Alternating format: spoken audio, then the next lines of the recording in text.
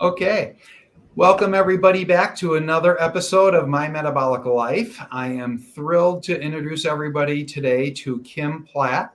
Kim just lives about 90 miles south of me. She's down in northern Illinois. As those who follow close enough to realize, I'm in the greater Milwaukee area here.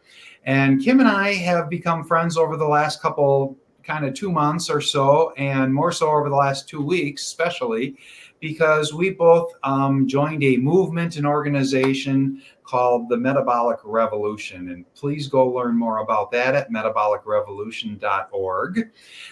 We got to know each other on a series of weekly Zoom and Skype calls planning for the first ever launch of the Metabolic Revolution rally, which happened a week and a half ago in Washington, D.C. And that's where we got to meet face to face and spend some time together and really start to get to know each other. And Kim's got a very powerful story from a couple of different standpoints. And so Kim's got what I call a metabolic therapy healing story. There are things that happened within her family that was happening to her, and she was able to figure that out and conquer that. And you're going to find that incredibly compelling. This led Kim down to go back as a retired individual and get back and get a new Bachelor of Science in Nutrition and Dietetics. And that plays into understanding what's going on in our corporate world of medicine, our academic world of healthcare, and a lot of the barriers of why we're not seeing the results that we think we should be seeing based on the published science that's out there, and in many cases being ignored. So please stay through to the whole story, because this is going to be incredibly illuminating for everybody. So Kim, I'm going to do what I always do. Please give us an introduction to yourself to help us understand your background. You've got a profession long before all of this that you're now retired from. And tell us, where you kind of started, what you did professionally and your training and scientific rigor of all of that. And then go on into your health story and what I just mentioned, kind of the academic from there. Everybody, Kim Platt. Kim, take it away. Thank you so much for joining me here today. Thanks, Brett. I mentioned to you, I kind of have a varied background. In my professional, it was pre-children, my professional career. I took a break and went back to school and got my degree. So in my pre-kid period of time, that was just growth and development that got me where I went. In that period of time, I was involved with catering at a 5-star hotel in Chicago, where I learned what good quality food was, what it tastes like, how it presented, and little did I know. And then I took a break to raise my kids. And right around that time is when the dietary guidelines came out. So I'm very interested in food. I want to feed my kids right. And I pick up Jane Brody's book. She's a New York Times bestseller, and she writes this very thick volume of nutrition. I read that thing cover to cover and tried to follow it. And in there, I learned, carbohydrates are really important. You need to eat them. And that was the beginning of my not such great bad health developments. So anyway, my kids are growing, and I go back to school to get a degree. And that was a degree in Bachelor of Science in Health Administration.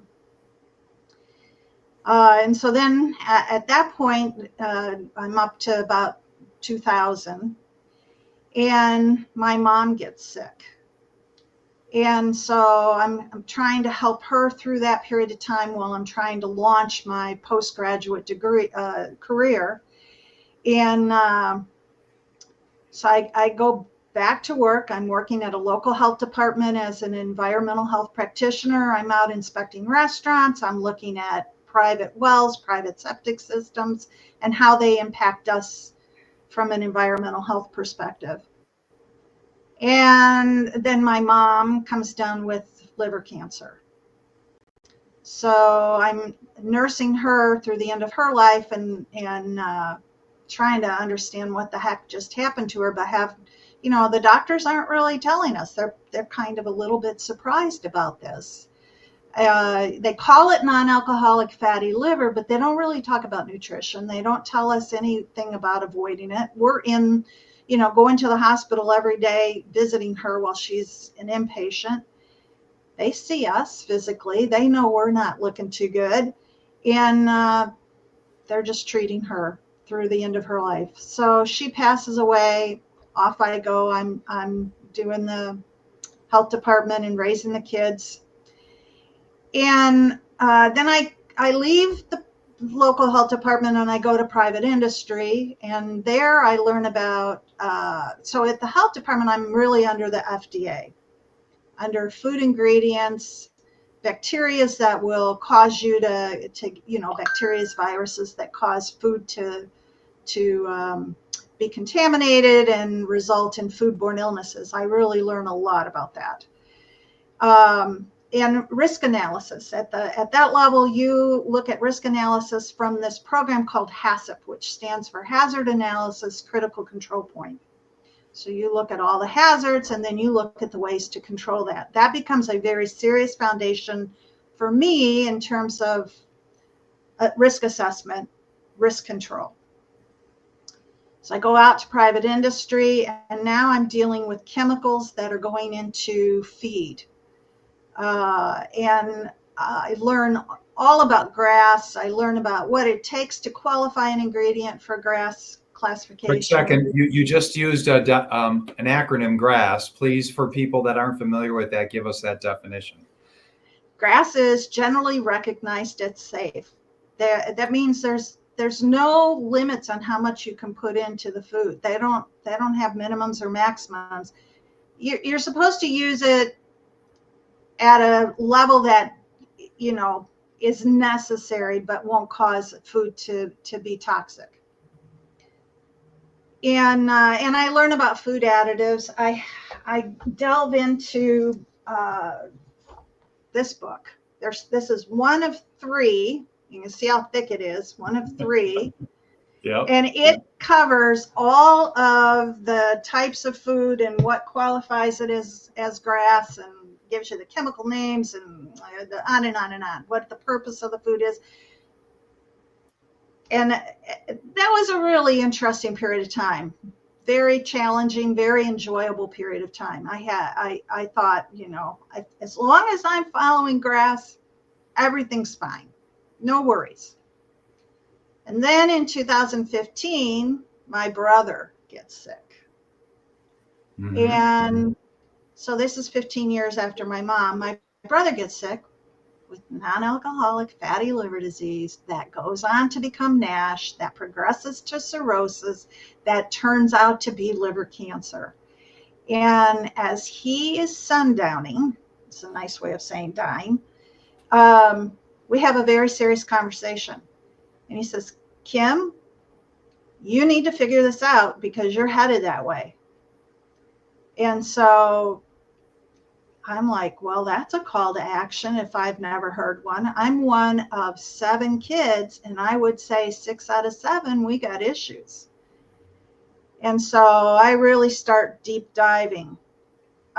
In 2016, he passed away. Mid-2016, I retired. I'm like, I'm blown away. I've had it. I'm sick. I'm in trouble. I need to figure this out. And if I'm going to not have very much longer to live, I better be enjoying what I'm doing. So I leave work. And then I decide, really, I should go back and get a degree in nutrition. And that way I'll really learn what I need to do to be healthy. In the meantime, I am looking at all these videos that are out there. I've discovered videos from low carb Breckenridge that turns into low carb Denver, that turns into low carb USA. Mm-hmm. I'm looking at Dr. Finney and Volek. I find Dr. Sarah Hallberg on YouTube. Reversing type 2 diabetes means stop following the guidelines. And I decide I need to go see Dr. Hallberg. She's here locally. I had already been to a GP. I had already been to a gastroenterologist. I asked my gastroenterologist, do you use low carb to help people heal? And he said, nope, don't even talk about it.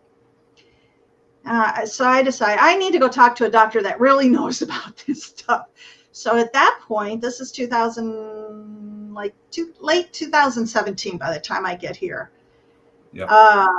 And two things happen. One, I make an appointment to go see Dr. Hallberg, and the other is I make a decision I need to go back and get my degree in nutrition.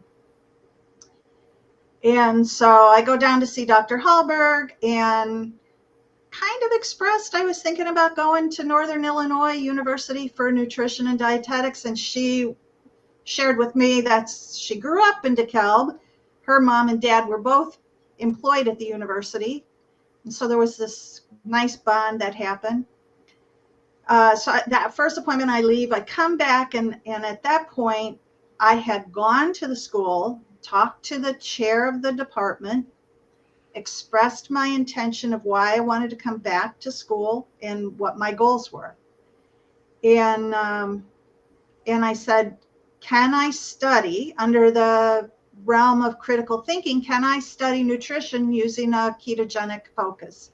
And her response to me was, oh yeah, you can do that as long as you cite original sources. So I'm like, okay, I'll figure that out. Then I go back to Dr. Hallberg for another appointment, and I share with her I am going to go to school, and they're going to let me use ketogenic as a focus as long as I cite original sources. And she's like, well, that's no problem. Here's my bibliography. So that was it 2 pages, gave me lots of studies to look at. And of course, once you go into those studies, you now are chasing rabbit holes because there's studies of those that support that study, what got you there. So I saw Dr. Hallberg up through maybe, I think the last time I saw her might have been 2020. I'm seriously involved in my degree. And then she sort of disappears, and I didn't know why. Mm-hmm. And then 2022, maybe early on, or late 2021, she's in an interview with Peter Attia, and I learned she's got lung cancer, and I'm just blown away. Never spoke a day in her life. One of the most fit people ever. It was so shocking, so shocking. So 2022, spring of 2022, she passes away. And I'm so moved by this woman and what she has accomplished. She did these studies that and testified before USDA, testified before American Dietetic Association, testifies with all these different organizations based on studies she did at Indiana University. Got involved in Verta Health out in California with Stephen Finney and Jeff Follick and Sammy Eineken, and does this amazing model of reversing diabetes, the first program with outcome to support reimbursement. Outcome. You know, I don't think there's another program out there. I haven't been aware of one. Right. So, well, the only one that's tried to mimic it so far out in the corporate space, and it's not on as big as what Verta Health went to. United Healthcare started a company called Level 2, but it's only they're not selling it as a platform across all companies. It's selective for individual insured members in the plan. So it's not as all outreaching and as what Verta Health is doing. But I'm sorry, go ahead. Yeah. So a very impressive program, very impressive outcomes. And I give her so much credit because she helped me. I had high LDL. She said, you know, well, you could go on a statin, or you could just keep doing what you're doing and see if it doesn't settle out. We talked about pros, cons. She never once forced a decision. She always left the decisions up to me. She gave me all the information she could, and it was up to me to make a decision. So I really respected her like nobody's business. And so she passed away, and I went to the memorial service. I just had to go pay respects. I had to go pay respect to her family, for all that they did to support her.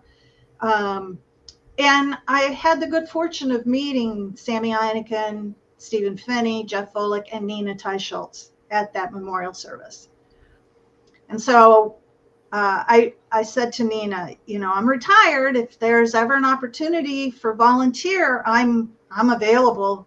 Put me in, because this program is amazing and people need to know about it. I'm not sure where I fit in that whole thing. I'm looking for community. I'm looking for a place to just, support and cheer and whatever it takes. So that was 2022. And then about 5 months or so, Nina reached out to me and said, hey, we're starting to form this program called Metabolic Revolution. Would you be interested? And I'm like, yeah, I'm in. So that's how I got involved with that.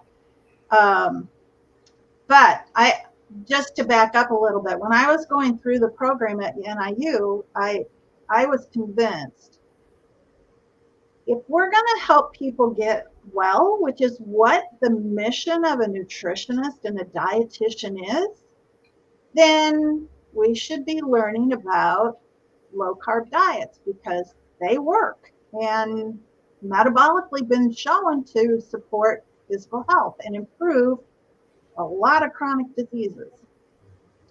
And I went to one of my professors who happened to be the president of the Illinois chapter of the American Nutrition and Dietetics Association, and said, is there any way NIU would consider putting a ketogenic class together and teaching undergrad and grad students what this means, instead of scaring the hell out of everybody that ketones is the same as ketoacidosis. Mm-hmm. So she put me in a meeting with herself and the director of the program and another individual. And we had a telephone conversation. I presented that question to them, and at the end of that conversation, the response was, "We're not going to do it. We're not going to change." And with any justification? No, just not going to do it. And at that point, I thought, well, I'm a lowly little undergrad with just an opinion. And so I'm going to be quiet and sit down and shut up. And so I did. I sat down and shut up, but I continued to do my classwork using Keto Focus. I only got pushback one time in all of my assignments, and that was when I said you could use a ketogenic diet for somebody with anorexia nervosis, which may have been a little premature because the studies really weren't there to support it just yet, and the TA was livid. He felt that was a very dangerous thing to even consider, because these people don't have appetites to begin with, and when you're on a ketogenic diet, you don't have an appetite. Well, that's not true. You're still hungry. You just aren't hungry for the bullshit. You're not hungry for the sugar and the carbs. You're hungry for legitimate food. So, and now we have the book. Now we have the book by Michelle Hearn, registered dietitian, called The Dietitian's Dilemma, who Michelle herself suffered from anorexia most of her teen and adult life, and then wound up putting the whole depression that comes through all of that and all of the, we'll call it mental health ideation that comes with all of that, and was able to just put that all and calm the whole brain and put it behind her because of being in the physiologic state of ketosis and using ketones as a brain energy. And maybe that's just one thing, because in hearing your story here, I just want to make sure that the audience that maybe hasn't yet been aware of where you had your epiphany, and Dr. Sarah Hallberg, this is her picture on her book that came out after her death. I don't know if you can see it. I got it on the piano. Right behind your head in the frame here. I'm blocking her. I'm so sorry, Dr. Sarah. She was pivotal in my whole thing, and I believe she saved my life with that same TED Talk that you talked about, ignoring the guidelines.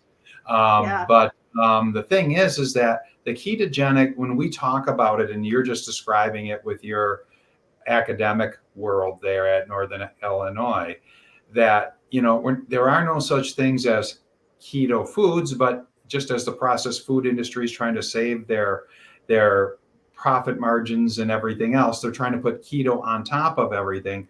But ketosis is a physiologic state that every baby is born in, and pretty much almost all of humanity lived full time or 95% of their life in. And if they ever went out of it for a couple hours, they'd be right back in it, because it's a physiologic state. It wasn't until we created and injected into our diets the Coca-Colas, sugar, the seed oils, and the combination of all of these different things, that in the early 1900s, the population started moving out of that being our default metabolism and move into this now, what you and I would call sugar burner metabolism. And when you said, people are only being taught about ketoacidosis, which is a life-threatening, non-controlled type 1 diabetic scenario where ketones go extremely high, but nobody in your program that you were in a med school, in a nursing program, in any form of dietitians, do they go through and they say, well, all babies are born in ketosis and humanity pretty much lived in it for all of our existence. And it's almost like we're trying to create a fear campaign around they have. And they definitely have. The physiologic state that is our native born into physiologic state. So no, it's definitely been, I hate to use the word weaponized, but it has been weaponized. And so you can continue with your story. I just wanted to inject that in. Yeah, thank you. No, that was well said, really well said. And so they didn't want to make a change. I finished my degree, cum sum, how do you say, cum sum laude, I think. Mm-hmm. Congratulations. That's top of the class. I was pleased with that. I won't demonize there's most students are interested in what they're learning, but when you go back to school as an adult,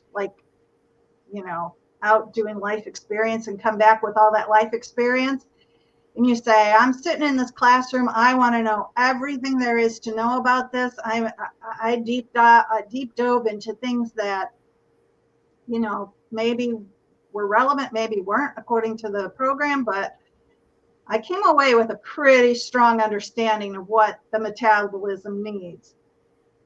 So I graduated from that program, and then it didn't stop there. I did not go on for my master's. They really encouraged that, but at that point I'm like, I just can't do more of this, where I'm fighting, the norms. There's no real serious approach to teaching this to the students, which is what I'm there for. I'm not there to teach them. I'm there to be taught. And I felt like that wasn't happening. They were not meeting the intention of an upper education,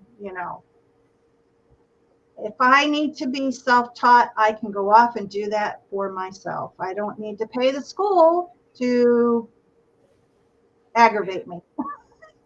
Or to limit your ability. For me to aggravate them. Maybe that was more the point, Well, it's twofold. It's one, because what you're just describing here is, again, they're only teaching part of what we know in the published medical literature. They're not to make people healthy. This is the Nutrition and Dietetic program, who every patient who walks into one of their offices expects them to give them information that is going to help them get healthy, not keep them on a drug, not increase the drugs. They proudly say, well, by the time you become an older adult, you're on multiple medications. Well, geez, I wonder why. You're not teaching people how to basically get to the root of the problem and heal themselves. And it infuriates me. And then on top of that, you try to teach that to family members, you say to them, well, really low carb is a wonderful eating pattern and you should consider it. Oh, no, the doctor doesn't agree with you. Oh, no, the dietitian doesn't agree with you. Oh, that's not in the dietary guidelines. They say I'm supposed to be eating these carbs all across the bottom. You're fighting a brick wall. And so Metabolic Revolution comes along, and I followed Nina Teicholz. I followed the That book story. right there, the gold back book right there. The Yep, Big Fat Surprise. Big Fat Surprise, fabulous book. I read it. I used that as a source, which kind of made them a little upset because it wasn't original. But I would layer it into. I had several original scientific studies, and then layered in there were all these different books that were a compilation of all of these original studies. Or layered in there might have been a YouTube video that talked about it, which made it much more approachable. This is a community nutrition and dietetic program. They're not doing the research like the Ohio State or Brigham Young or some of these other universities. They're depending on those universities to do the studies and to create the programs, and then they may decide to bring them in. I mean, Jeff Volek's got an entire lab at The Ohio State that teaches ketogenic.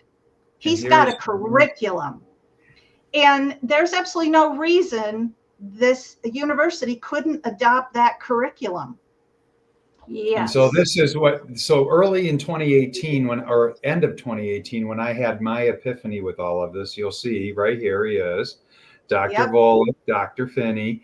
And to me, this was the original Bible. And they've got another one which has to do with more a sports aspect to all of this, on why endurance athletes do so much better back in that physiologic state of ketosis, or also what we would call on the bookshelves.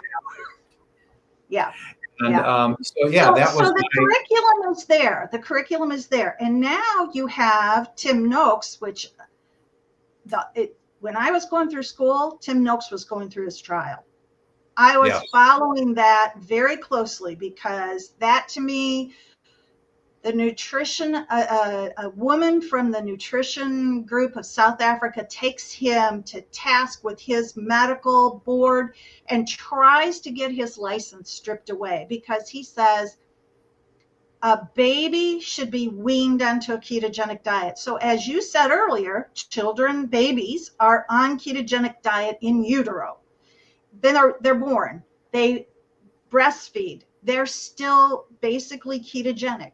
I mean, if you tested a baby, breast milk is 65 to 70% saturated fat. So, which is what the baby, even when you go through the electron transport chain, as they're in the womb, that first 8 months, they're not even using the glucose. I use this because there's 5 complexes in the electron transport chain, and the first that's perfect. I like that. Yeah, this is how I do it when I do these things. So they're skipping 1 and going right into 2. They go right into 2, but that's where the body and the brain and all the building products come out of the amino acids. And this is where the fatty acids, the essential. There's no such thing as an essential carb that comes in through 1. We make all the that we're supposed to have by breaking down the glycerin backbone of triglycerides and fatty acids and these things, and protein if we have excess protein. And it'll come in through 2 where there's no reactive oxygen species, free radicals. But babies develop in the womb, skipping this completely and doing this. And then when they stay on their mother's breast milk, they're 100% still growing that big, beautiful brain and body, predominantly just burning energy from fatty acids, saturated fats. And it creates 3 to 6 times more energy, ATP, in the cells than when we come through the glucose glycolysis pathway. So and look how beautifully they grow and develop. I mean, you're breastfeeding a baby. If you're, God bless mothers, if they are able to breastfeed babies at least the first 12 months, 2 years, it's a recommendation with supplemented on foods. But then we start weaning them onto the garbage. And, I did take a look. American Academy of Pediatrics for carbohydrates, which, they call it added sugars, zero for the first 2 years of life. Okay, if people would please understand, a carbohydrate is an added sugar. The only thing that changes that sugar is fiber slows it down through the intestine so that you don't get that initial bolus stimulating vast amounts of insulin. So, as if you had just drank a Coca-Cola or ate sugar from a spoon, which is going to be a huge what we call a bolus of that's going to just explode like taking the insulin response. sugar into your bloodstream. Yes. Yeah. So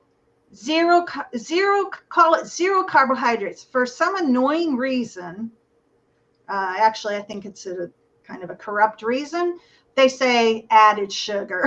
Sorry, don't mean to surprise you, Brett, but let's call it for what it is. A carbohydrate is a sugar, plain and simple. You see carbohydrate on a label, you are looking at the word sugar in disguise. Then you look at added sugar, that's actually additional sugar put into the food. And for every 4 carbs that you see inside on a label, every 4 carbs, just divide whatever number's on there by 4, and that's the equivalent of the number of teaspoons of sugar in what you're about to eat. And then also you do the mental math of saying, because here's the other way that they play with food labels. They say serving size. Well, breakfast cereals, even cornflakes, it's like a third of a cup. Nobody eats a third of a cup of cornflakes. So if you say, well, I'm eating about 7 cups or 3 cups of cornflakes plus my skim milk, you're really having 1.5 Coca-Colas worth of sugar coming into your body rapidly at that given moment, which is where with fiber, it slows it down when it's part of a broccoli or asparagus, because it has to get digested and brought back in. Whereas if it's a cornflake, it just immediately explodes as sugar as you're metabolizing. I'm sorry, go ahead, Kim. Right. And you have to keep in mind, the human body has roughly 5 liters of blood, and contained in that 5 liters of blood is that 1 teaspoon of glucose. Anything over that, that's considered your body makes it. You don't, because we don't require carbohydrates to be consumed. There's 0 essential carbohydrates. That blew one of my professor's brains. When you say break a brain, I pulled out the IOM from 2008 and pointed that out. And she's like, no, that's not right. Carbohydrates are essential. And I show it to her and I say, no, carbohydrates are not essential provided you're eating adequate protein and fat. It's right here in the IOM from 2008. I've got a different way of saying it. My way of saying it, because I come across a lot of dietitians or people that have had a dietitian course in their degree, and they're like, no, it's essential. You got to maintain blood sugar for the brain. I go, glucose is so essential that our bodies create the perfect amount of it and keep it at a nice perfect homeostasis of. That's right. Of 4 grams, 1 teaspoon of sugar in the average person's bloodstream. And it's when we start spiking it all the time that the end result of that is what we would call advanced glycation end products, which one way of measuring that is your hemoglobin A1C, also just called an A1C. And that's when you get to a 5.7, you're now considered pre-diabetic. You get to 6.5, you're considered full type 2. But that's happening all throughout the body, whether we call it neuropathy, whether we call it blindness, whether we call it all these different things. It's from your blood sugar being so high all of the time.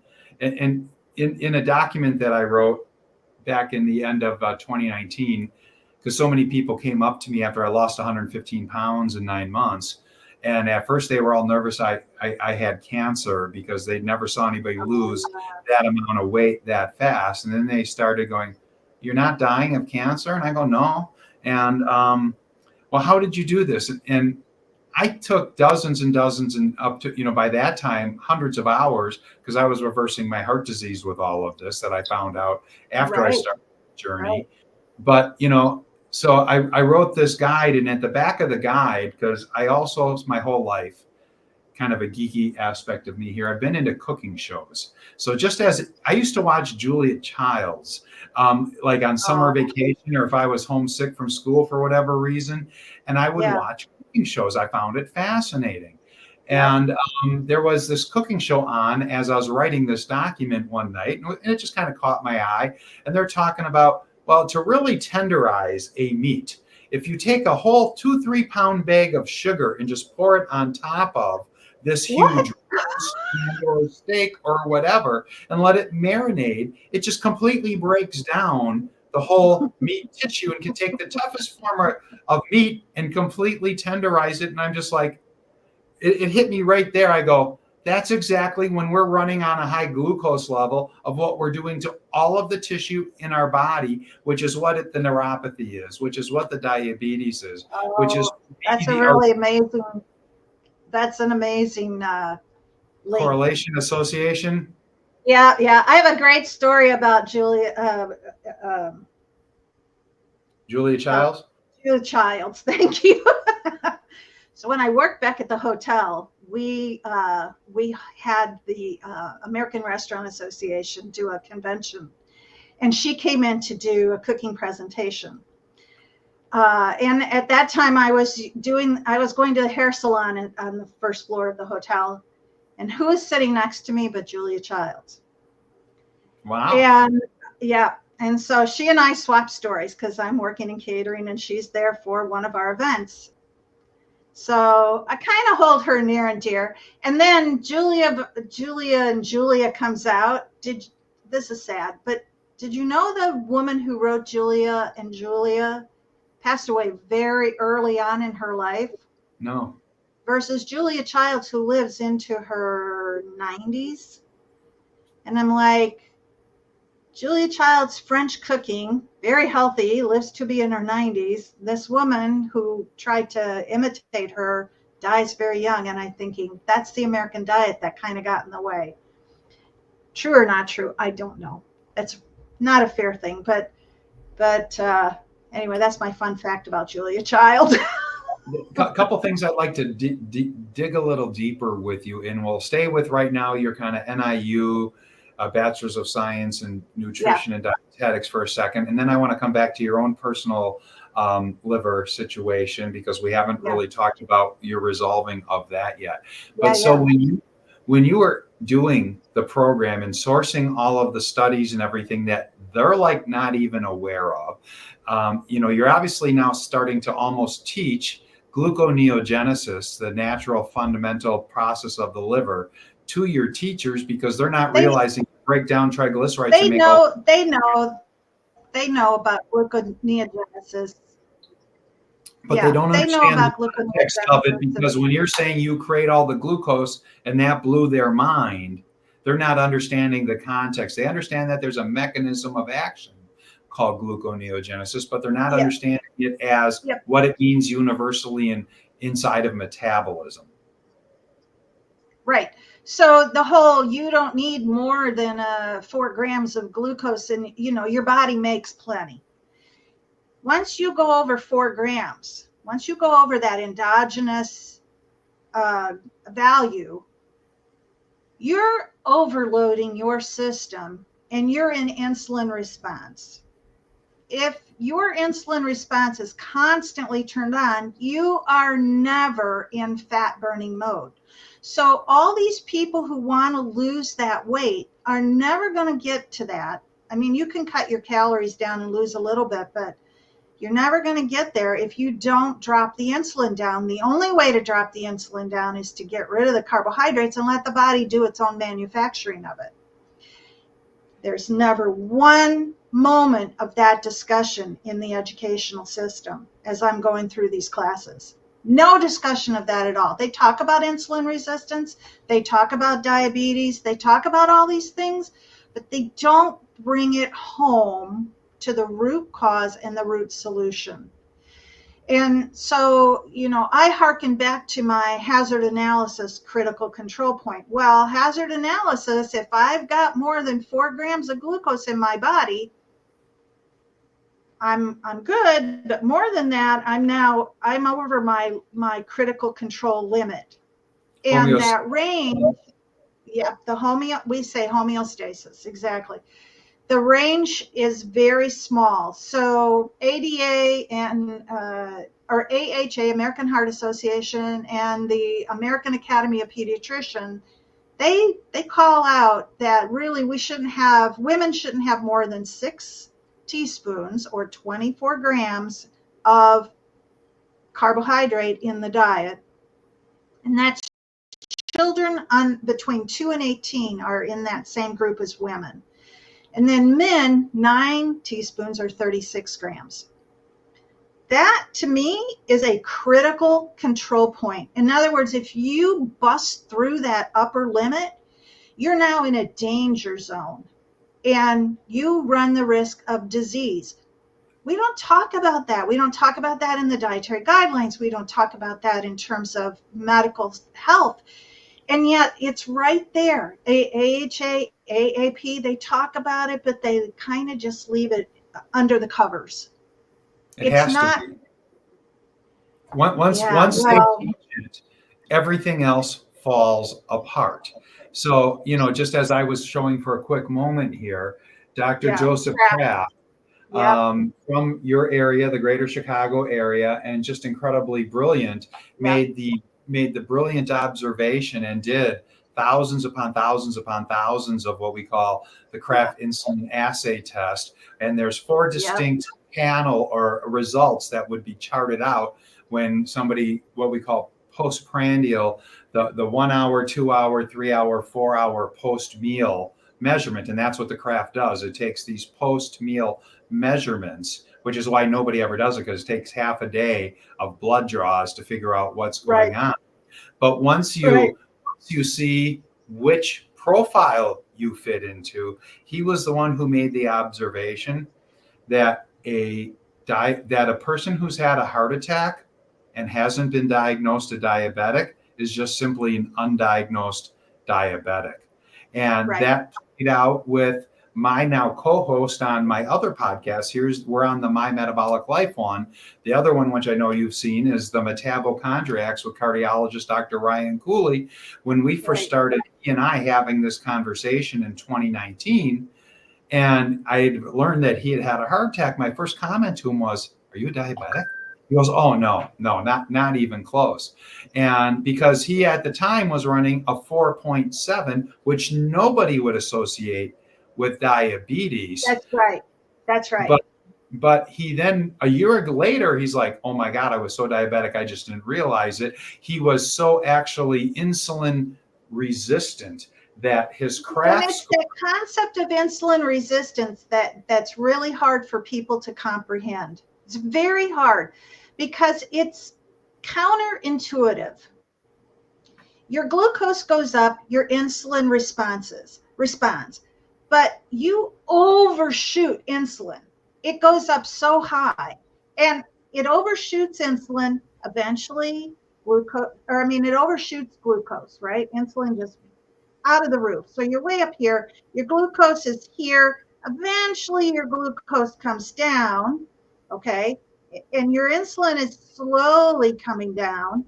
So now you can have the A1C look really good and the insulin is still hanging out here and you're not losing weight. You're getting fat. The other thing that happens, and in the brain, this is very, very dangerous, is that it drops your glucose. You become hypoglycemic. And then your brain starts to starve. And we don't measure hypoglycemia of the brain because all we're looking at is A1C is looking good, but we don't think about this loss of glucose at the brain. And now your brain starts to suffer because you don't have the energy for it to do the engineering of the rest of the body. And because of that insulin resistance, we're seeing addictive behaviors, right? We're seeing bipolar depression, we're seeing schizophrenia, we're seeing Parkinson's, we're seeing Alzheimer's and dementia. And so that was the beauty. Metabolic Revolution came on the piggybacked on Integrative Medicine and Mental Health Conference that was in DC the week before. And, you know, that whole discussion about insulin resistance, honestly, I got to say, I struggle with that concept until I sat in and listened to a few of the presenters. And, you know, you have to hear things 8 or 9 times before they go off in your brain. And now I'm like, okay, so my brain's not swimming in a sea of glucose, but it is swimming in a sea of insulin. And therefore, glucose is dropping too low. And now I'm in a critical control point. I'm in a danger zone of my brain not functioning on all 4 cylinders. That connection, really, that's, I think, maybe where Dr. Chris Palmer and Dr. Georgia Ede really bring that home to roost. Right up here, they're right there. Change your diet, change your mind. That's Dr. Ede's.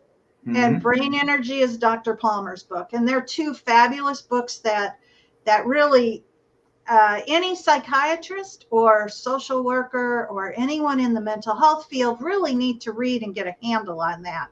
Because if you can get glucose to stabilize, you're no longer trying to self-medicate with alcohol, trying to self-medicate with drugs, trying to self-medicate with carbohydrates. It's self-medicating. You're just trying to soothe that brain, that need to feel better.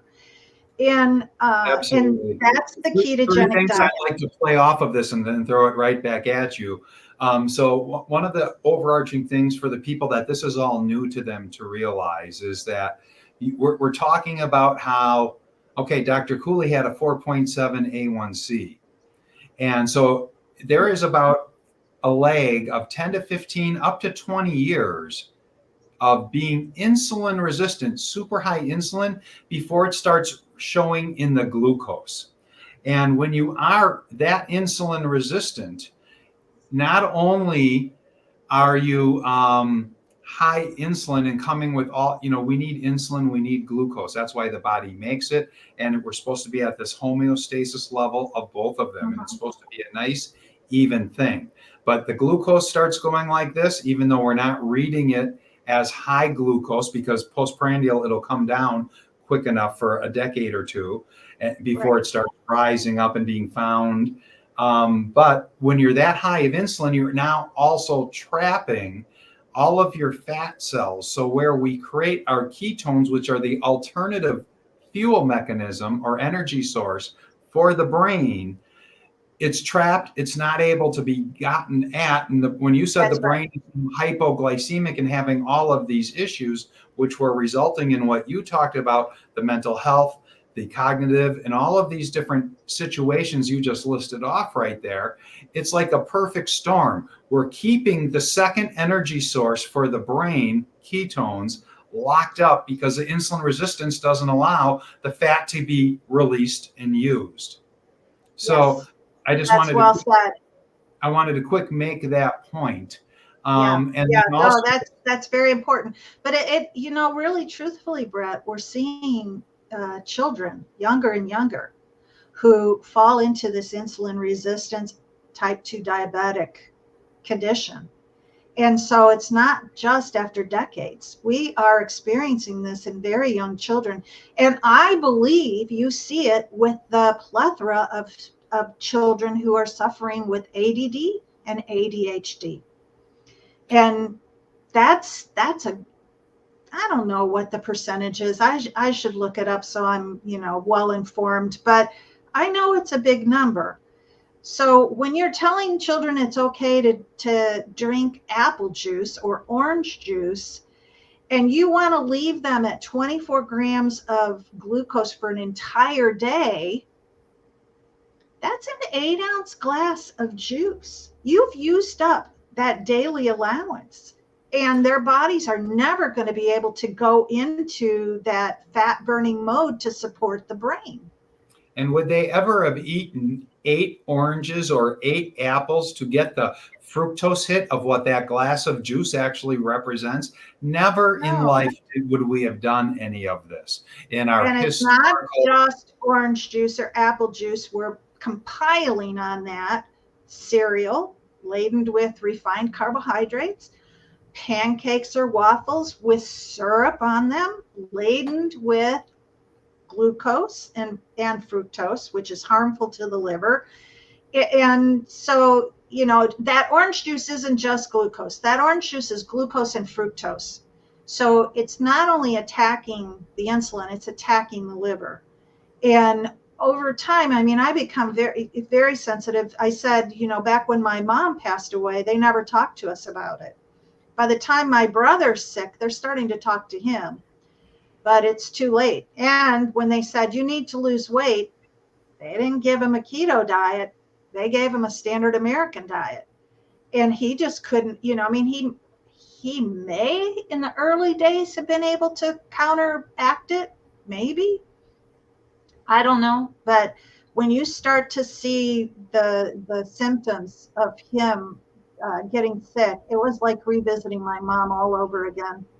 It's just heartbreaking to see that. It's a disease that you just become cathartic. You basically go into a coma in your body because you're so overwhelmed with these toxins. Encephalopathy, they call it. That's the technical name. But it's a toxin in your brain that just makes your brain go into a coma. And it's heartbreaking. He was 62, really too young. My mom was 72, really too young. And so for me, when I found out that this was really controlled by diet, and that diet meant I really needed to manage carbohydrates because I'm very intolerant to them. Once I started doing that, I had a diagnosis of fatty liver, both through an ultrasound and a CAT scan, I think. It's been a while since I've been down this road. And then I went on the diet and I lost 60-ish pounds. I went back and got another liver scan done. And thank you. And the results come back unremarkable. I'm like, unremarkable? You mean you're not going to remark about this? Nothing to talk about anymore. Or this is all good. So I was able to reverse it. It's a lifetime challenge. It's not a one and done. Oh yeah, I reversed it. Now I can go back to the old way. It's a lifetime challenge, and carb addiction is a lifetime challenge. There is nothing harder than having to stay off of refined carbohydrates in a sea of refined carbohydrates everywhere you go. And so, I am looking for community. I'm looking for people that want to understand this story and want to build a network of people to support one another and encourage one another and constantly talk about things that you can try that might help those carb addictions go less and less. I looked at Joan Iflin's program. She has a food addiction, and I've looked at a couple of other food addictive programs. I feel like I'm in the middle of one right now. I'm in the middle of one. Adapt Academy that Westman put out with one of those people. And so I'm doing that right now because hi, my name is Brett and I'm a sugar addict. And this goes back to my childhood. Dr. Cooley said this in our very first Metabochondriacs episode. We both are like, hi, we have sugar issues. And I believe that about 80% of the countries on a spectrum of this because of how radically we've changed our diet. And some people would say to me, oh, I can't do something as extreme as what you're doing. And I'm going, well, let's recap. Let's take a look at this picture for a quick second. So do you remember meeting your grandparents? And they lived until, whatever. Well, when they were born in the early 1900s, and for 1,000 generations over that before them, I eat exactly like they ate. I will eat, hopefully, Right. locally sourced and responsibly raised cow. I Right. wouldn't buy a chicken at a store because I understand how they're all raised and everything, and certain kinds of eggs that I will buy and won't buy because I Yeah. understand what they're fed. But, I eat just like, and there's a blog on my website where the blog's called "If You Can Count to 20, You Can Have the Health and Body of Your Youth Back," because it's just all about therapeutic carbohydrate restriction, and that if you're at the Yeah. 20 or less carbohydrate level, but so if you're going to eat 3 meals in that day, if you keep each one of them to, let's just say 7, and get up to 21 carbs, and it's Yeah. what's on my plate: 3, 4 eggs. I would make my own rolls with psyllium husk fiber, almond Mm. flour. I would make my own bagels with mozzarella cheese, cream cheese, almond flour, and egg. Um, and instead of a Well, that Panera sounds bagel, like it's awful. well, it's like a chaffle, but it's got similarity, and there's all different ways Yeah. you can make all these different things. But instead of a Yeah. Panera bagel at 80 carbs, mine are 4 carbs. And so Yeah. when I would say to people, and I'd say in my guide that I sandwiched and bageled my way to 115 pounds in 9 months because I would eat burgers on these rolls or brats on these rolls. Yep. I would slice the bagel in half and toast it and eat it like an open face English muffin and do all of these different things.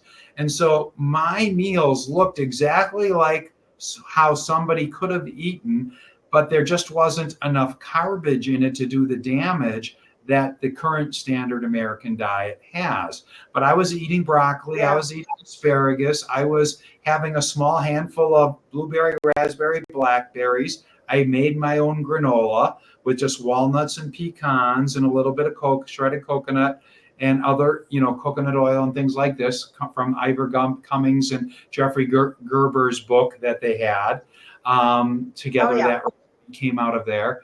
But I guess, my friends are like, well, I can't do something extreme. I go, your diet is what's extreme. We've just normalized it inside of our current Well, world.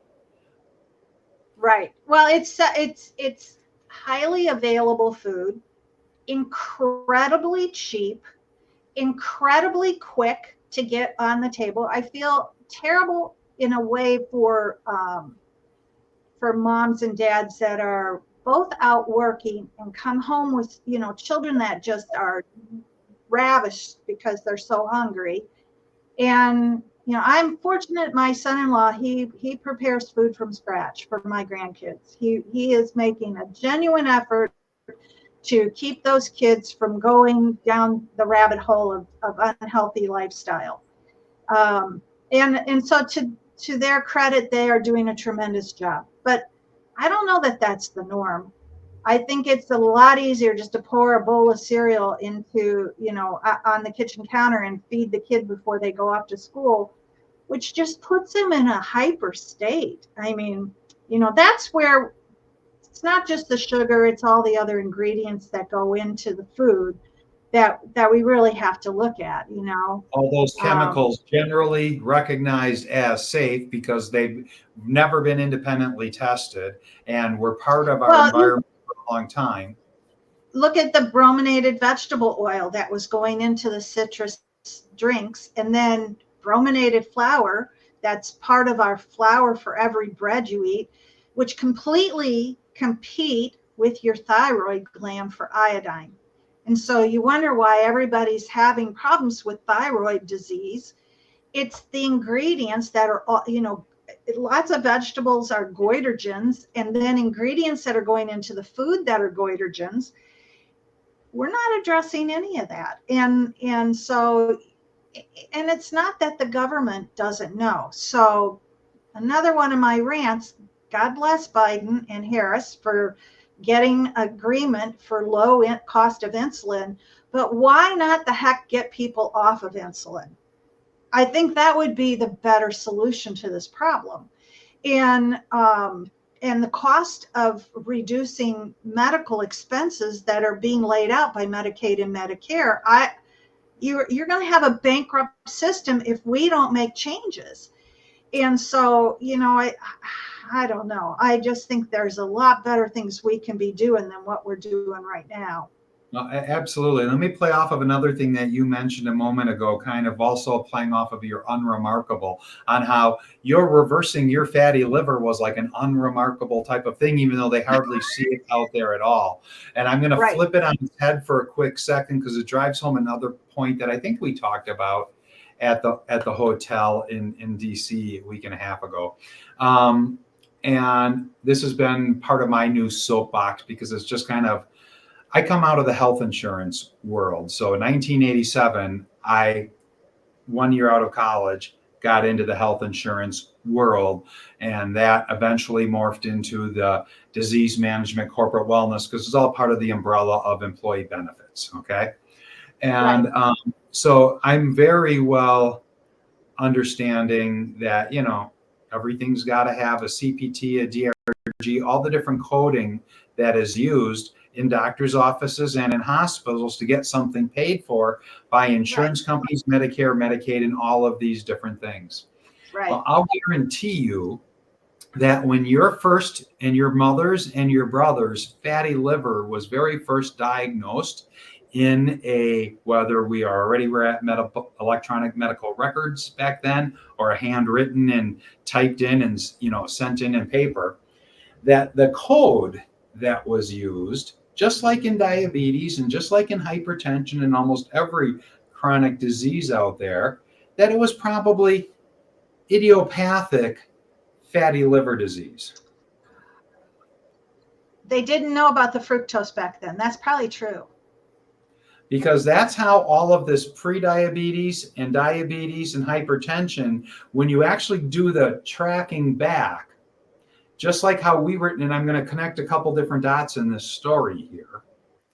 And that's why, and I'm just going to also stop for a quick second. So just like Nina Teicholz with the big fat surprise, degree from major Ivy, I believe Yale or Harvard and Berkeley is where her education came out of, and became an investigative journalist. Also Gary Taubes with a physics degree out of Yale, and then a journalism degree out of Columbia. So Ivy League educated, and they went and did the 10 years of research to understand the medical history of all of this. And it's finding these people that have helped you and me educate ourselves. But now let me bring this back all around again, is that with my background of the health insurance, and we're just talking about for a minute on how, and when you're learning your nutrition and dietetics education, we only teach ketones, ketosis, bad, never, healing,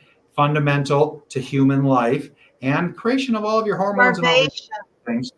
Yeah, everything you're in starvation mode. We teach one sides of stories and never two. But then also we have to keep the people who are going to, now let's go full circle. So our doctors who are now diagnosing things have never ever been taught one side of the equation.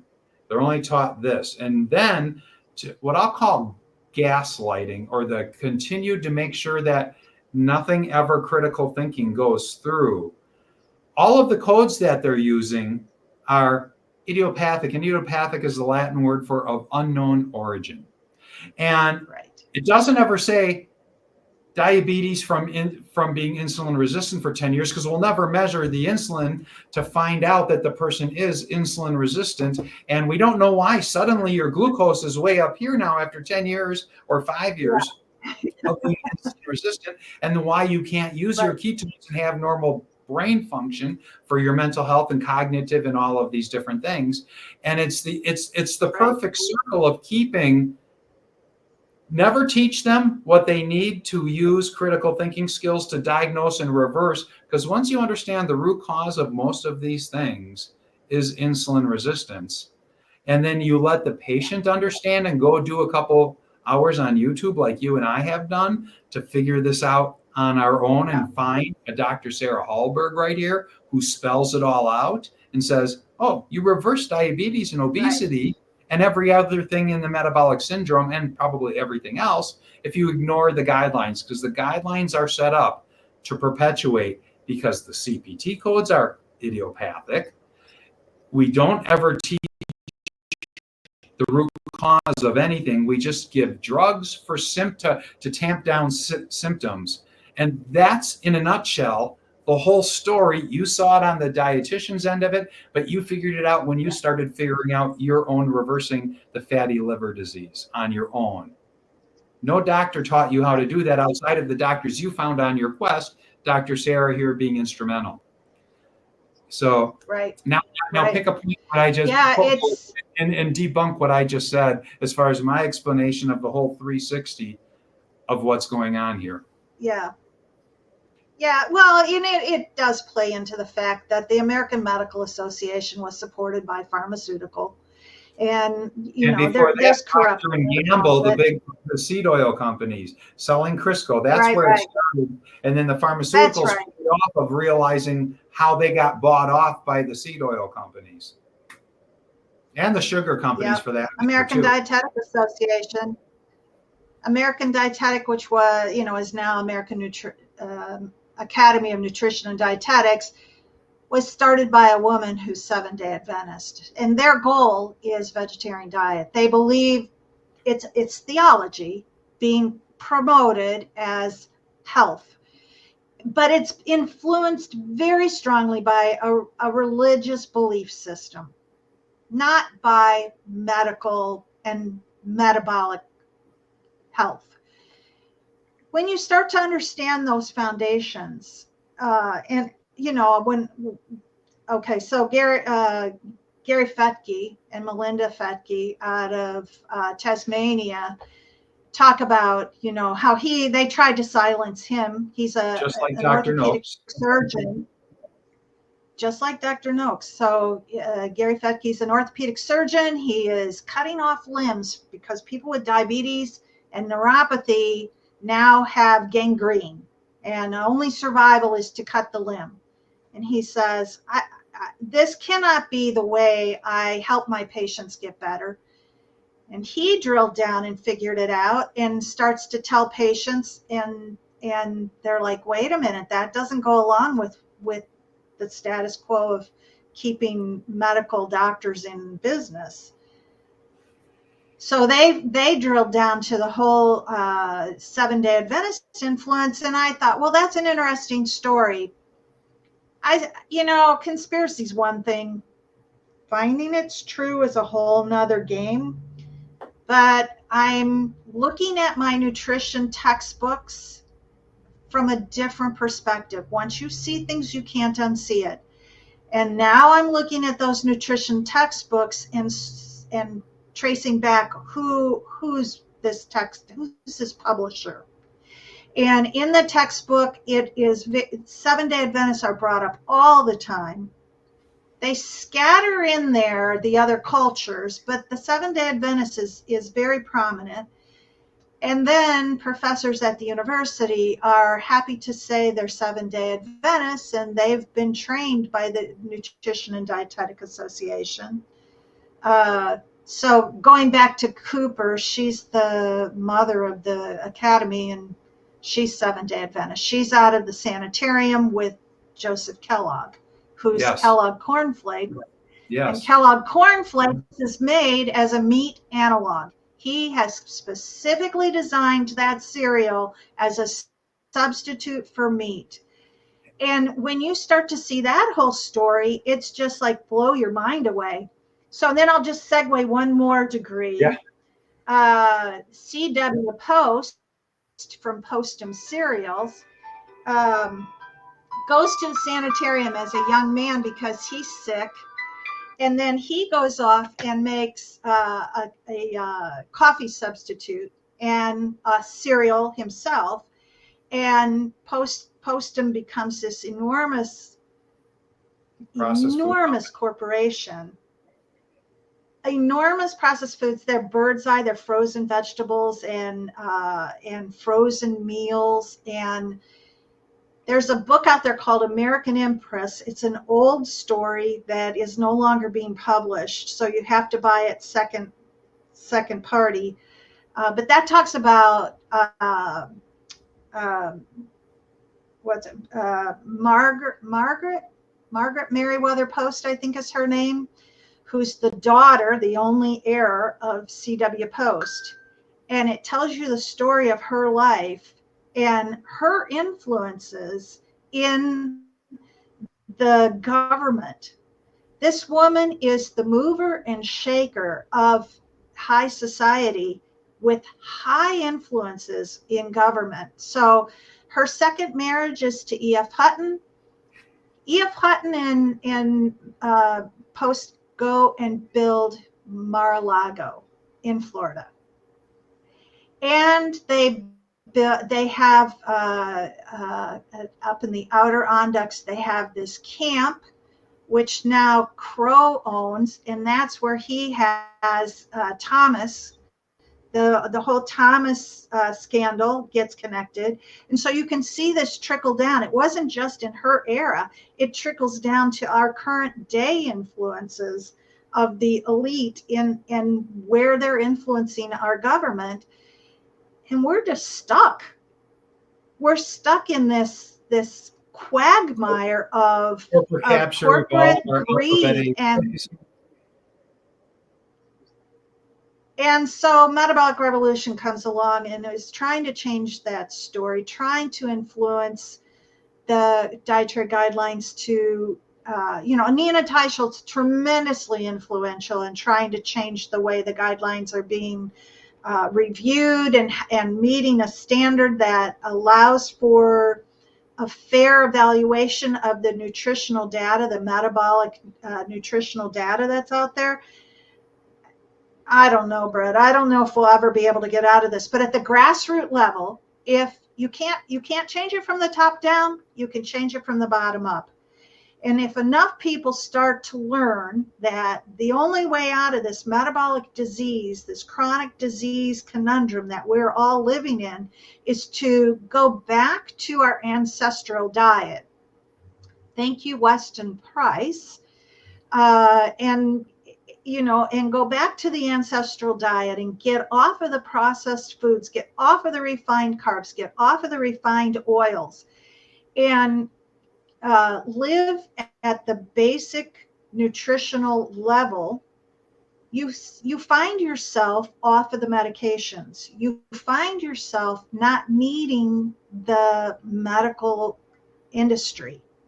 And so I think that there's an economic cost to all of that.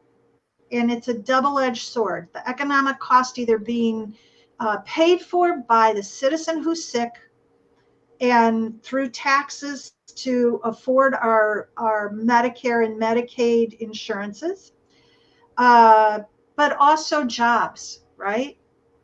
The three legs to the stool. You have food manufacturing industry, you have pharmaceutical industry, and you have medical industry, which are massive employers of our population.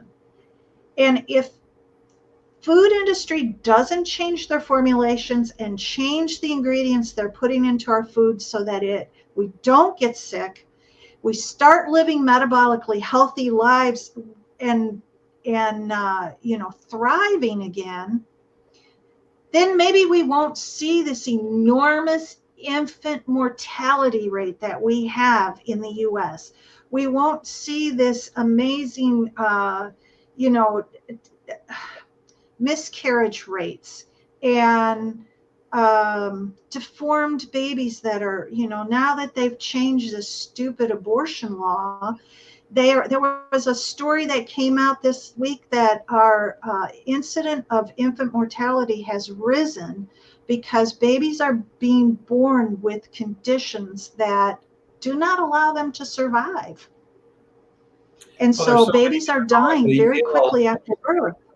So many metabolically ill mothers. Or metabolically ill that, like heart disease that cannot be changed by surgeries and whatnot. It is the most depressing part of our society. It's the darkest part of our society to think that this is a problem for us. And it all goes back to the food. And you put those two things together. If we don't make changes to that, we're not going to thrive and survive. We're not going to be a strong society. We're not going to be mentally competent to be resilient and develop a socially intellectual people and socially emotionally intellectual people. It's our God-given right to have that as our expectation, and yet we're being led down this terrible path. So, Well, I don't as know. we That's talked about it, the and you dark just, sides of the things I've learned. well, oh my God, just the whole rabbit hole. And you wonder why I don't watch professional or college sports anymore, because I just put all my time into this and all of these books, and the 40 that I made the mistake of buying on Kindle first, and not, so I could just read them, because I used to travel so much when I was doing my old professional career. So whatever I could on the plane, in the hotel, or wherever, and just to have a dozen books with me at all times. But yeah, it's crazy when you start putting your arms around all of this, and we say, just as you just said with the whole pharma and healthcare, but it's the processed food, and it's just even agriculture, and how we're doing the monocropping and all of the fertilizer and all it. We need to reverse engineer everything from the ground floor up to, we have pesticides in the seeds before they even get put in the ground. So you can grow it organically, but there's still Monsanto already inside of the seed. So, we can use the word corrupt. I don't think it's an unjustified word to use here, but this is, you can go back, and again, Gary Taubes has done an incredible job, Nina, and we kind of take it all the way back to the onset of allopathic, or what the average person would call modern healthcare, but that's the name for it. And it came in 1910 to 1913 when Rockefeller and Carnegie got the Flexner report out there. We went from having 200 medical schools to 20 medical schools, because if you're not going to just teach the pharmaceutical aspect of all of this, and we now have created the perfect system for profiting on healthcare, but removing healing from healthcare. So, because nothing is focused on healing. So that's where you and I have our passion with the metabolic revolution. Let's help people understand metabolic health is about understanding root cause health. Root cause health mainly comes from our diet. I'm also now kind of a believer, if you don't have the diet right, everything else is screwed.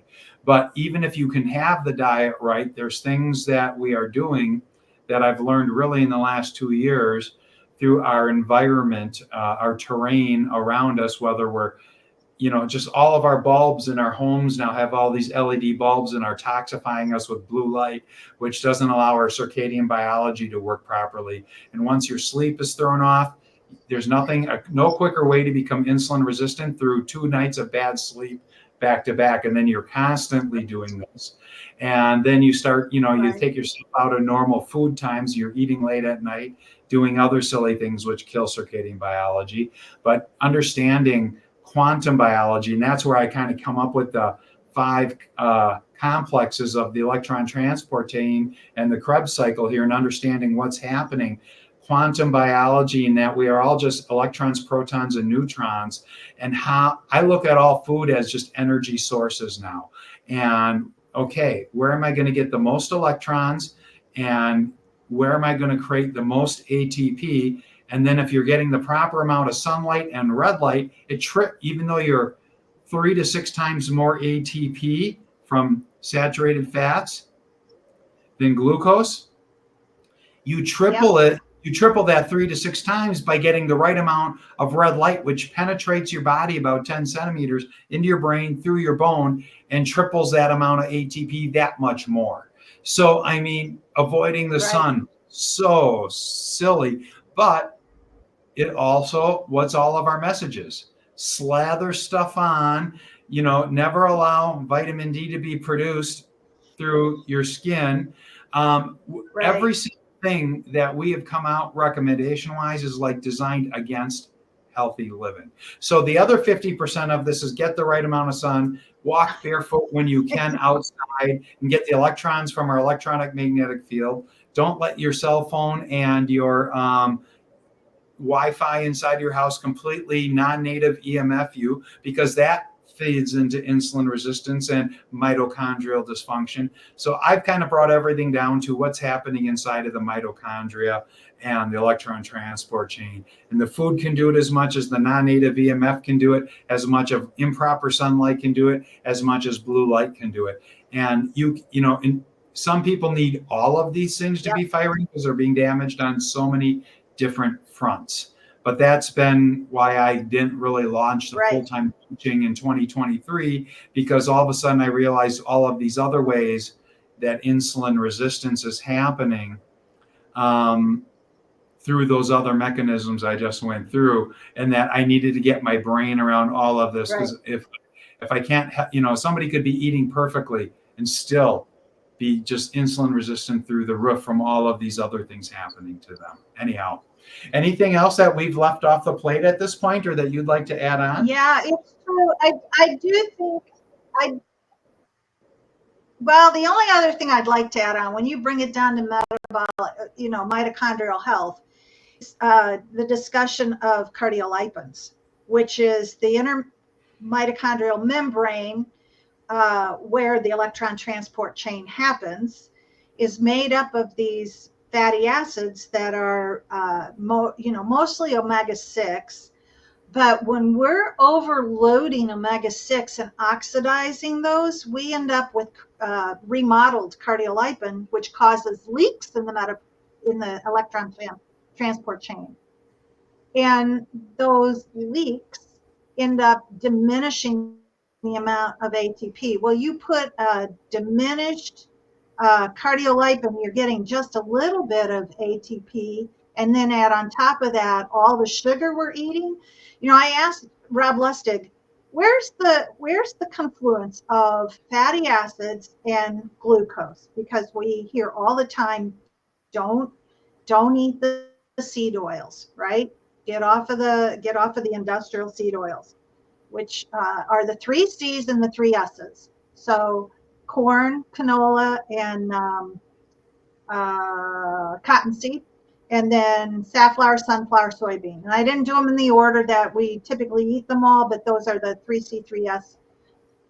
High in omega-6, totally overwhelmed the omega-3 cascade from being able to function, corrupt the cardiolipin, cause for this mitochondrial leak. Okay, that's the fatty acid part of it. But then you need enzymes to work through the electron transport chain. And when glucose comes in and causes the ages or rages, they're actually binding up those enzymes. So it's stopping the enzyme function from going through that whole Krebs cycle. And the outcome of that is even lower energy. So your lower energy level equals couch potato. And it's why ketogenic diets tend to be so successful, because we're getting off of that processed carbohydrate, refined oils, and going to all natural foods. I think that cardiolipin story, Chris Kenobi talks about it, and he's got a book somewhere. Chris is brilliant. Handy. Yes, everybody needs to look up Chris Kenobi. Yeah, he's got some terrific YouTube videos, but he also wrote a book, and I think when you understand what it is going on with the seed oils, and you understand what's going on with the refined carbohydrates, and you see this absolute clashing of glycation that happens in oxidative stress. And then you talk about, the body being just overwhelmed with omega-6 and so susceptible to sunburn. When you change to a ketogenic diet, you are able to sustain yourself in longer durations out in natural sunlight, and therefore be able to get those vitamin D reactive responses naturally through your skin. And I was like, this is a beautiful thing. This is just a beautiful thing. our ancestors were outside 90% of their waking moments, because when the sun went down, they went to sleep, and they were outside working, hunting, gathering, whatever they were doing. We didn't have rubber soles on our shoes. If they were wearing shoes or moccasins, it was leather, which allows the conductivity to come through, and we absorb all those free electrons from being in touch with the ground. I think back now to me pre-2017, not only do I look radically different, but if I would have heard me now talking in 2016, 17, I would have said, oh my God, Brett's insane. Oh. Because all of these things that I've now spent 12,000 hours getting my brain around, I'm just like, what's going on? But that's why 2018, and you've heard me say this, in 2018, I broke my brain, and I keep going farther down, because once you understand how so much in modern healthcare, and when you understand all of and not that I've read all of the medical literature, but how much of it we don't pay attention to, that is high class literature. And that almost everything is structured around narratives. And the narratives just keep, where you said, whether it's the Kellogg's, the Posts, and everything else that keeps the world spinning and revolving, corporate structures. And just as we spoke right before we got on today, there was a meme I came across just this morning. It says, the people who think we can fundamentally change the system from within the system don't realize the system has owners and operators, and they are not going to let that happen. And so, but once you start peeling away at all these little things, everything just dissolves in front of you, whether it's the LDL story, the saturated fat story, the sunscreen story, all of these different things. And what we, as the average American and even the average doctor and dietitian, believe, so much of it is so corruptedly bad taught and excluding so much real information that they just can't help but not understand what's going on. Anyhow. Yep. So that's why Dr. Sarah says the worst thing is the dogma. The hardest thing to overcome is dogma. And let me highlight her book here for anybody, because this came out after her death. And just as you said, you met with her a number of times. Status quo thinking is, it's about the dogma. It's the not understanding the true story of everything. And the first time I was recorded in July on somebody else's podcast, I kind of got emotional, because it was the first time I spoke about her since her death. Just like when you said she kind of disappeared, and she was so instrumental in my education and my breaking my brain. And now my number one goal in life is to break as many doctors' brains as possible, which is why my website isn't structured well for great coaching, but teaches the science and everything. So it goes over a lot of people's heads, but that's okay. I'm still getting coaching clients through it. But when I followed her, even though she was stayed in Indiana, she became one of the chief medical officers at Virta, VIRTA Health.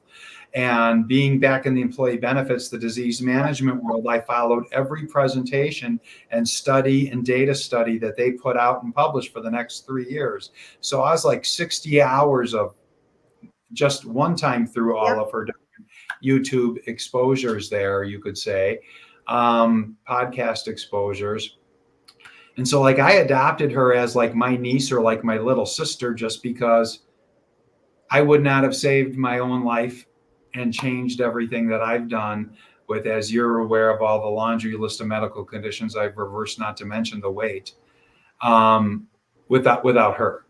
And when I heard she had cancer, it ruined my week. Right. When I learned 2 years later she passed, I sat and cried.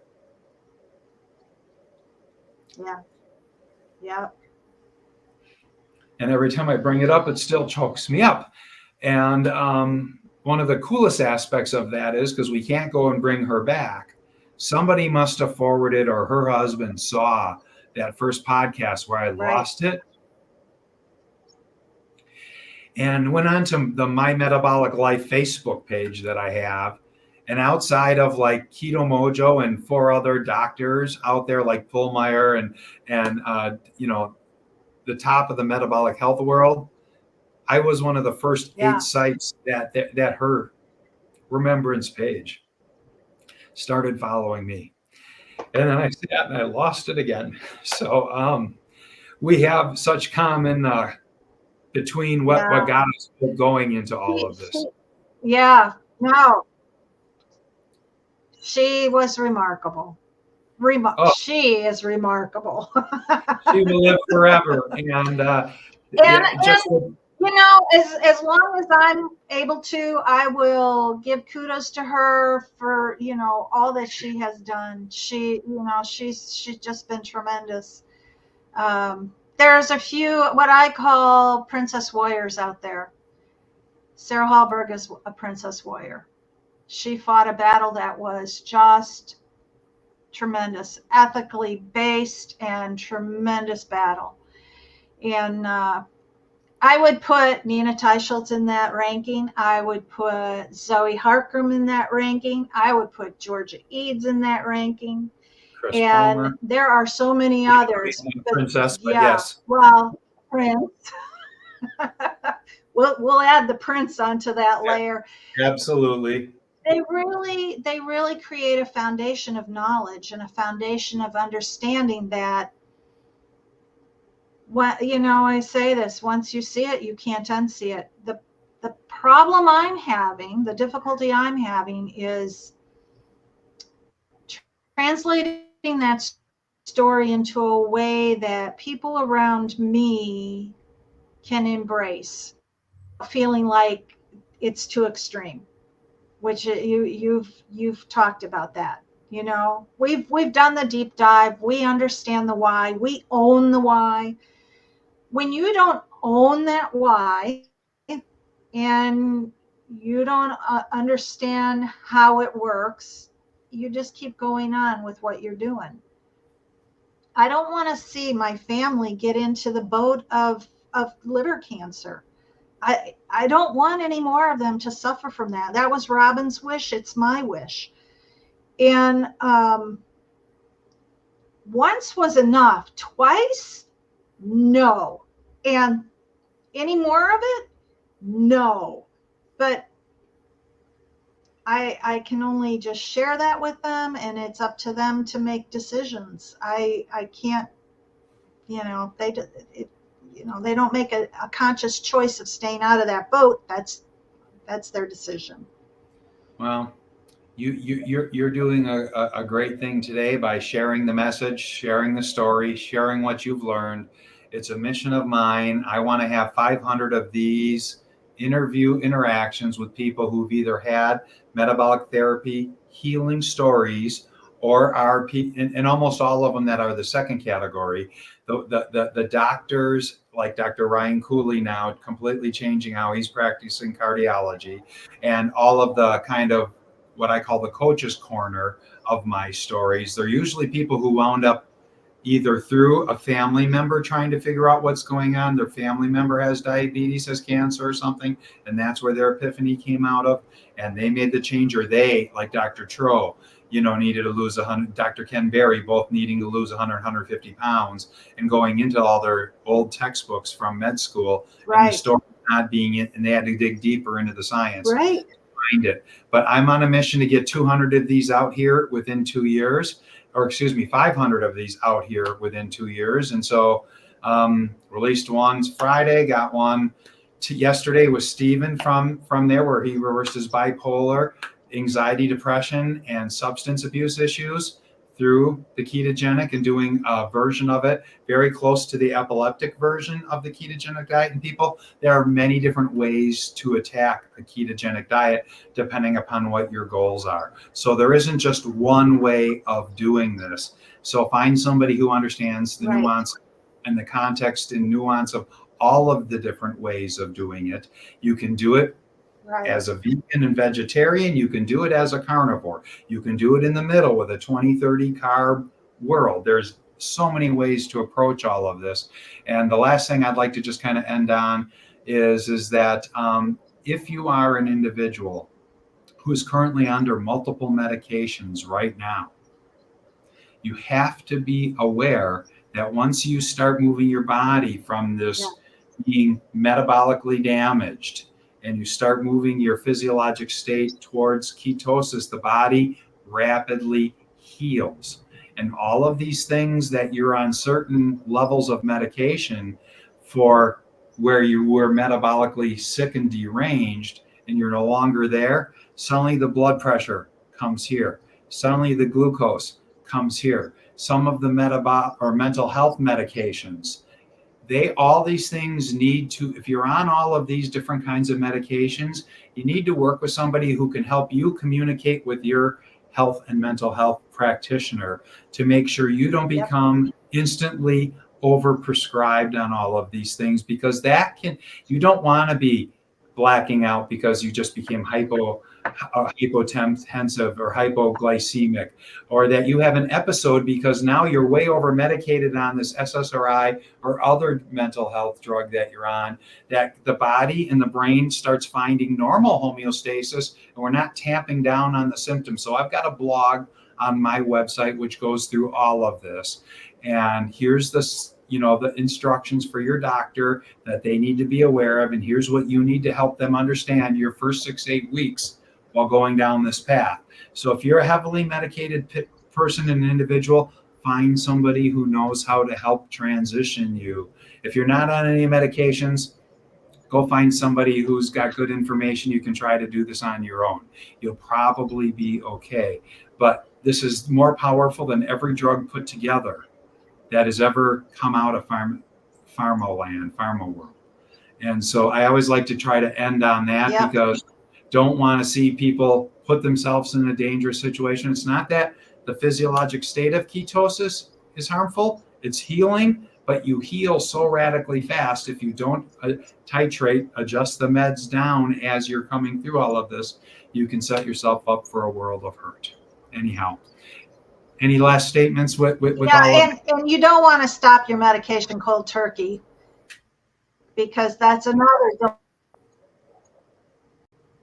Absolutely. Well, Kim, I can't thank you enough for coming on. We covered so much ground, and we've done 137 minutes as of this or an hour 37 minutes as of just this moment. So, wow, we covered a lot here. But I think this was just a great talk, especially for somebody who's just being introduced to the whole topic. We did. Your whole background with going back to school for all of this, solving your own problem that took out your mother and your brother, and you reversed it on your own through self-education and then wanting to deep dive. What an incredible story and what you've learned on that journey. Thanks so much for sharing it with my audience. As small but growing as it's been. It was a pleasure, Brett. Thanks for talking with me. Okay, hang on a second here. Yeah, it's an important message. I hope it gets out there. I'm going to do everything I can. I know you are too. So we're going to sign off here.